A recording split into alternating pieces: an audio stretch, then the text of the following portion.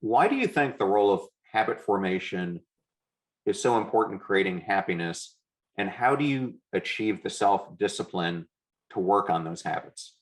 That's the million-dollar question. I became interested in habits because when you talk about happiness, sometimes people don't know what would make them happier, but sometimes they know perfectly well what would make them happier. They know they would be happier if they read more instead of doom scrolling, or they know they would be happier if they got more sleep, or they know they'd be happier if they spent more time with their friends, or if they ate more healthfully. So they know what would make them happier, but they're not doing it. So that leads us to the problem of habit formation. Sometimes people want to do a one-time thing like clean out the basement, take a trivial example. But often when people want to build their happiness, what they really want to do is have a habit. They want to exercise regularly, indefinitely. They want to eat healthfully forever. They want to read more consistently. So really this leads you to the issue of how people make and break habits. And what I found was that there are 21 strategies that we can use to make or break our habits. And what's funny is people will sometimes be like, oh, that's too many. Give me the big three, or give me the one that's the best. I'm like, well, there is, it's like that. And I always say, well, what's the best way to cook an egg? It's like, well, it depends on how you like your eggs. Maybe you don't even like eggs.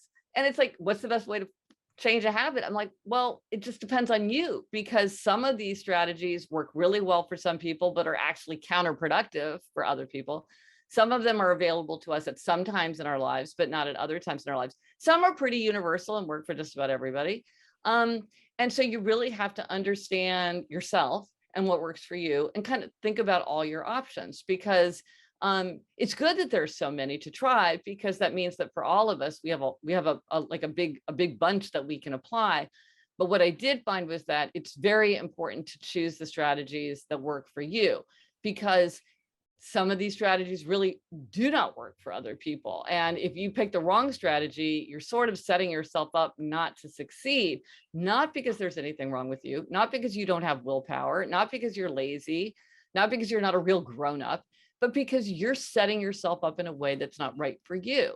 And so it's not surprising that it's not working. And I think a lot of times people do get distracted by that. They're like, well, this works really well for my brother-in-law, or my boss keeps telling me to do this, or I read this great book and this person says to do this thing, and I'm trying it and it's not working for me. So what's wrong with me? Instead of saying like, well, I learned something about myself. This approach sounded appealing.